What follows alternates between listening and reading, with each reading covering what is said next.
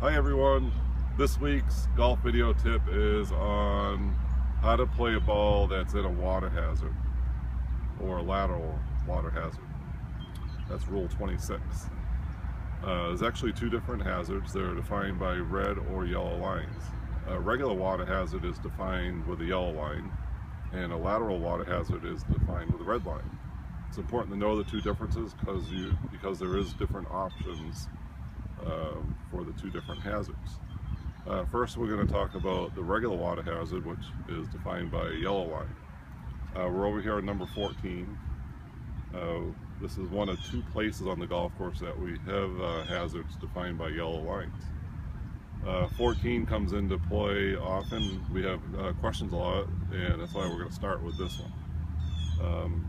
Seems like situations that get described to me often, and it's happened to me once or twice. You hit your ball long, you end up in the bunker behind the green, and you miss-hit your shot coming out and you end up in the water. And from about this point across the front of the green, it is defined with a yellow line. When your ball has crossed the yellow line of the margin of the hazard, that's the last place it crossed, your options are as follows. We always remind everyone that if your ball is up and is playable, even though it is in the hazard, I'll place one here to show you.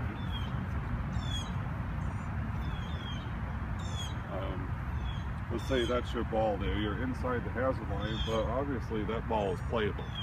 So you can play it as it lies without penalty, providing you do not ground your club. You can never ground your club when you're inside a hazard. That includes water hazards, lateral water hazards, and also bunkers. But that ball there, you're fortunate you stayed up. You can get in there, you can hit it. Just remember, don't ground your club until you actually hit the ball. But we're going to talk about the ball being in the water. It's not playable, but that's where it crossed. So you have two options from that point. Each one is going to cost you a penalty shot. One of those is stroke and distance. That's replaying a ball from where you last played it. If it was in the bunker back there, then you have to go back in there and you have to drop a ball as close as possible and replay from there, and that's one penalty shot. Your other option would be to drop a ball behind the hazard, keeping the hole and the point where it last crossed in line. Now, if the ball crossed right here and the hole's over there and we have to go back, that's going to take us back over by the tees there. Probably not a great option, and that's why on hole 14 we provide you with a third option here. As a local rule, we have a drop zone for 14, and that's the forward tee area. So you can go back to that drop zone and you can drop the ball there. Again, that's one penalty shot.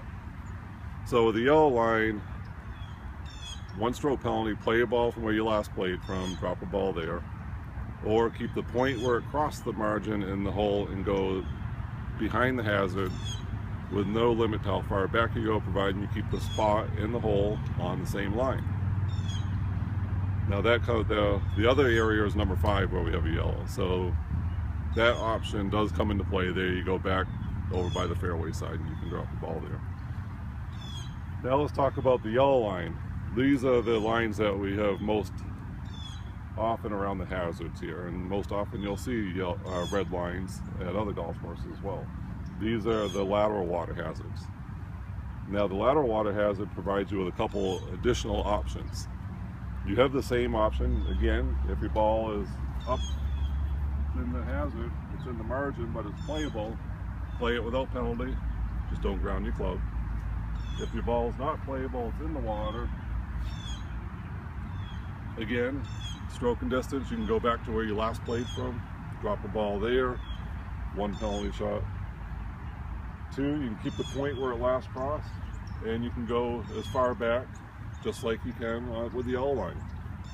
Your 2 additional options is you have the 2 club length, not near the hole. So if the last place it crossed the margin of the hazard was right there where I placed that tee, and it is a red line there, now you have the option under a penalty of 1 stroke to go 2 club lengths, not near the hole,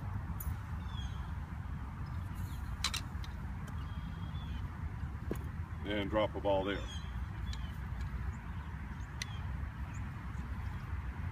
So 2 club lengths, that's one additional, and the other additional, which doesn't come into play that often. In some instances, there's a playable golf course on the other side of the hazard. You could go equidistant to the other side. Of course, over there we're kind of in the jungle, so that's not feasible there. But maybe over on hole number 6, if you hit a ball into the hazard there to the right of the green and you don't like your short game too much, you could go over to the 4th fairway side, equidistance. So just a quick review: yellow lines, 2 options. Drop a ball from where you last played, or take the point where across the margin and the hole and go behind the hazard as far back, keeping that point on line. Hole 14, we give you that additional drop zone. Red lines, play a ball from where you last played from, keep the point in the pin and go as far back as you want. 3, 2 club lengths not near the hole. Remember, the 2 club lengths is only on the red, not on the yellow. Thank you for watching, and happy golfing.